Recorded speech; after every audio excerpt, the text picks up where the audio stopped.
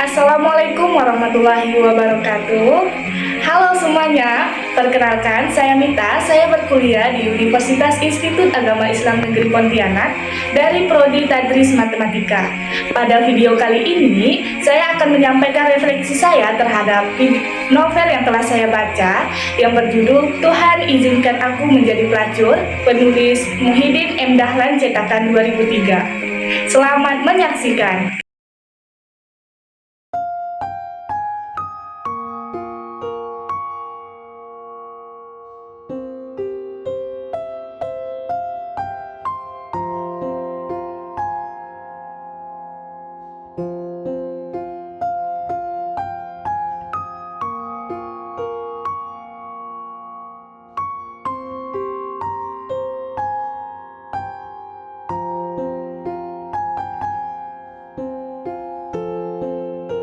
Awalnya, saya membaca novel ini dengan perasaan biasa saja, tidak ada ekspektasi apa-apa. Namun, semakin saya membaca, saya mulai melihat seorang Nidah Kirani bukan sekedar tokoh dalam cerita, tapi sebagai seseorang yang terasa nyata, seseorang yang tulus, yang benar-benar ingin berubah.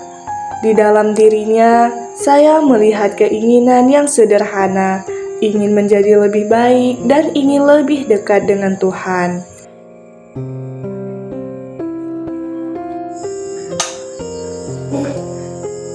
Di titik itu, saya percaya bahwa peran utama di buku ini benar.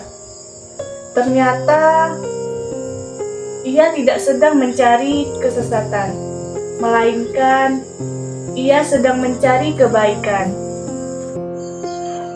Namun perlahan, perasaan itu mulai berubah. Yang awalnya terasa tenang, mulai berganti menjadi rasa tidak nyaman. Saya mulai melihat bagaimana Kirani perlahan mulai berubah. Bukan karena ia ingin berubah menjadi buruk, melainkan karena ia mulai mengikuti sesuatu yang sebenarnya belum benar-benar ia pahami. Di titik ini, saya mulai merasa ragu ketika seseorang begitu yakin pada sesuatu yang bahkan belum sempat ia pertanyakan. Kirani mulai mengikuti satu pemahaman, seolah-olah itulah satu-satunya kebenaran, tanpa memberi ruang untuk berpikir atau melihat dari sudut pandang lain. Dan disinilah saya melihat sesuatu yang pelan tapi berbahaya. Bagaimana seseorang bisa merasa sangat yakin, namun tanpa sadar justru mulai kehilangan arah.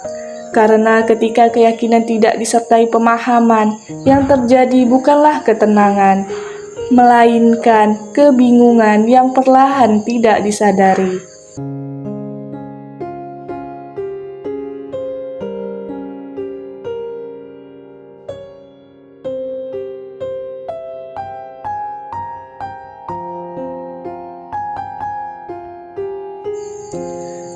Di titik ini, saya mencoba melihat dari sudut pandang yang berbeda.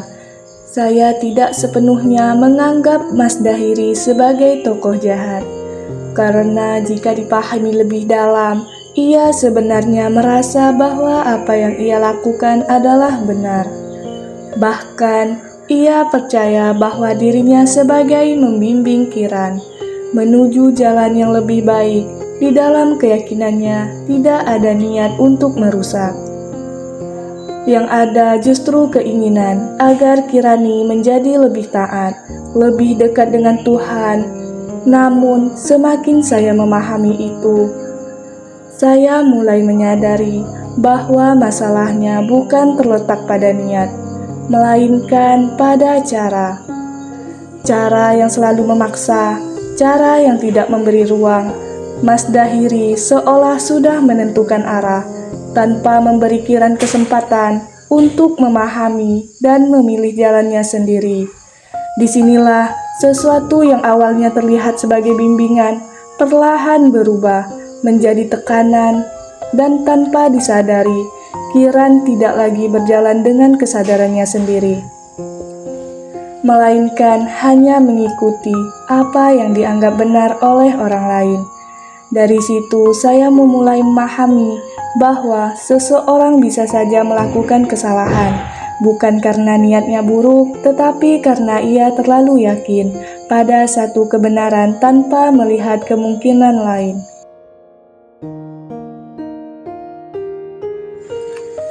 Bagian yang paling membuat saya terdiam bukan langsung saat Kiran jatuh, tetapi saat ia mulai merasa kecewa, bingung, dan kehilangan pegangan.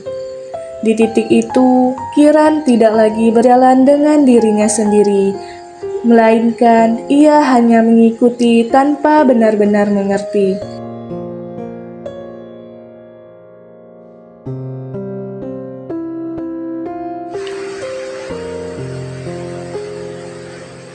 Saat Kiran akhirnya jatuh, itu bukan karena ia ingin menjadi buruk, namun karena ia sudah kehilangan arah dan kehilangan dirinya sendiri.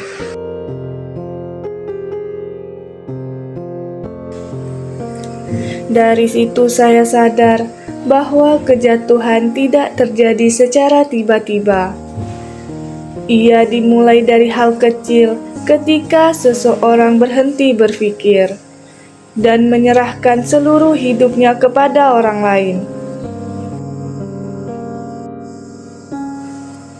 Dan disitulah ia kehilangan satu hal penting, yaitu kemampuan untuk menentukan jalannya sendiri.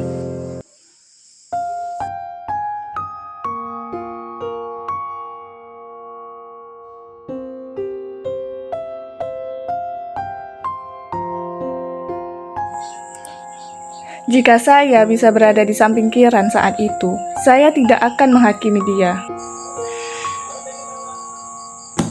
Saya hanya ingin mengatakan kepada Kinan, tidak apa-apa ingin berubah, tapi jangan sampai kamu kehilangan dirimu sendiri.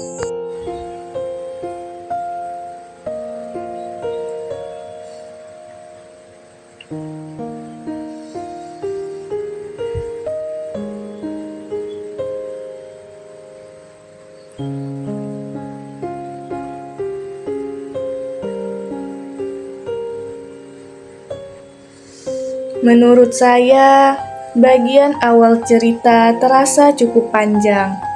Namun, ketika masuk ke konflik, ceritanya menjadi sangat kuat dan emosional. Novel ini berhasil membuat saya tidak hanya membaca, tetapi juga merenung.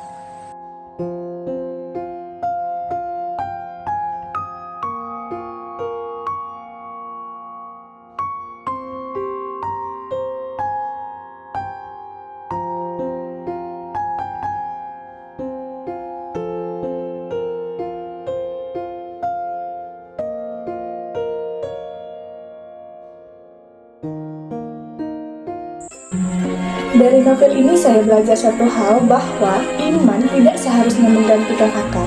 Karena ketika kita berhenti berpikir, maka disitulah kita mulai kehilangan arah.